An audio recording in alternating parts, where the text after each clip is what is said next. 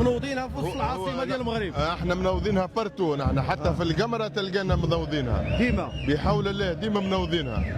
في قطر تنظيم تاع كاس العالم انبهرنا. مي تويكا عندنا جمعه احنا في المغرب اللي صار كله غاديك تحت في الماء.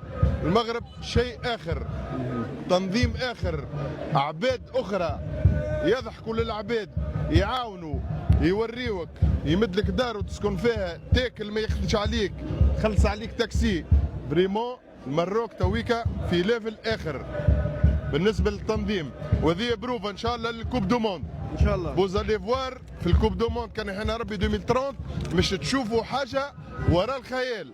يعطيك الصحة قطر على التنظيم اللي عملته. مي سي بون خويا، اجت توا التكة من هنا، توا المروك تكور توا. نعطيك واحد الخبر اخر باقي ما متاكدش 100%، تفضل، ولكن راه غادي في الطريق 2028 الكوب دافريك هنا. من الممكن تعاود اي سا سرا هنا زاد 2028. كتونسيين يعني تعجبكم الفكره تكون 2028 في المغرب؟ ماذا بينا بيان سور.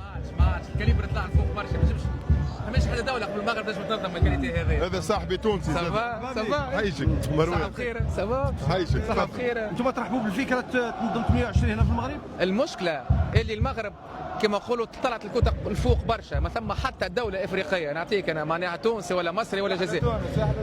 المغرب عندها كاباسيتي نتاع اورجانيزاسيون حاجه خارقه العاده، ما تنجمش تطيح لبرا، ما تنجمش. جيسبر كو تفهموا فينا اللونجاج نتاعنا، تفهموا فينا اكيد اكيد. معناها المغرب تويكا بالتنظيم هذا وبالبنيه التحتيه، كو سوسوا معناها الطرقات، النقل اللي تحب عليه انت، الملاعب، معناها الليفل توب.